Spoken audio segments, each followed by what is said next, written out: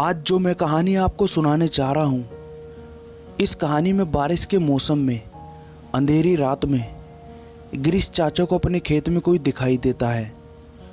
आखिर वो कौन था, ये जानने के लिए आपको ये वीडियो लास्ट तक देखनी पड़ेगी और आपको ये जानने में काफ़ी मज़ा भी आएगा।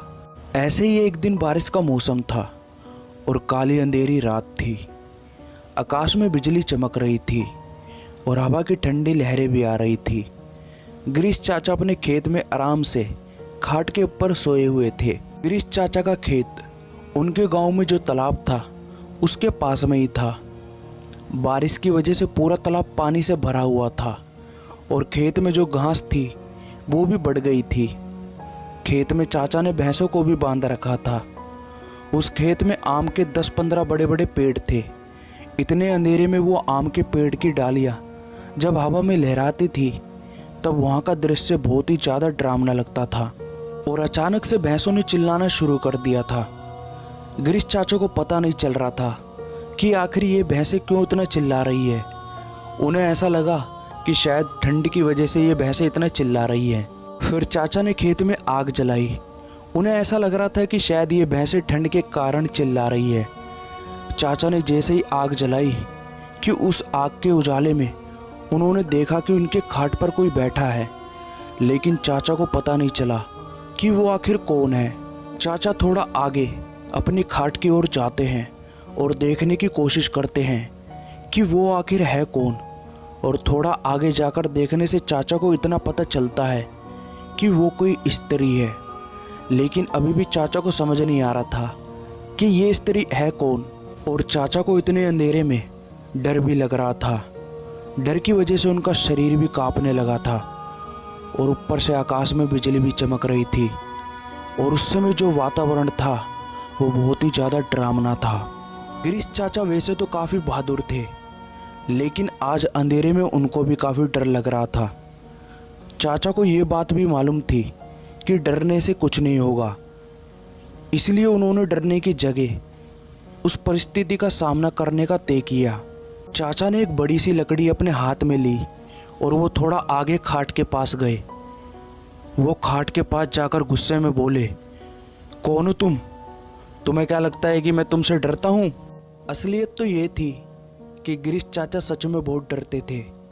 चाचा का ये गुस्सा देखकर वो स्त्री खड़ी हुई और बोली, क्या तुम सच में मुझसे नहीं डरते हो? चाचा ने थोड़ी हिम्मत जुटाई और कहा कि यहाँ से चली जाओ, वरना तुम्हारे लिए अच्छा नहीं होगा। वो स्त्री बोली, अब तू मुझे मेरे घर से निकालेगा? यहाँ पर तो मैं कई सालों से रह रही हूँ, यहाँ तक कि मेरा बचपन भी यहीं गुजरा है। ये मेरा ही घर है, समझा ना? इतना सुनते ही चाचा का डर और गुस्सा दोनों ही शांत हो जाता है।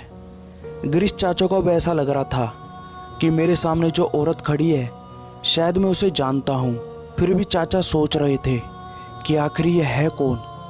चाचा ये भी सोच रहे थे कि अगर मैं इसको जानता हूँ तो ये इस वक्त इतने भयानक रूप में क्यों है। अचानक चाचा को याद आ जाता है कि ये तो जया है। जया मेरी बड़ी बहन। बचपन में मैं और जया साथ में ही खेलते थे और साथ में ही सारे खेत का काम भी किया करते थे। अब गिरीश चाचा को पूरी बात समझ में आ गई थी। ये जया के बचपन की बात है। जब जया 15 साल की थी तब वो इसी खेत में एक दिन कुछ बच्चों के साथ खेल रही थी और वो खेलते खेलते एक डाली से दूसरी डाली पर छलांग लगा रही थी। जया जिस डाली पर बैठी थी वो डाली अचानक टूट गई और जया मुंह के बल नीचे गिर गई। ये सब देखकर बच्चों ने चिल्लाना शुरू कर दिया।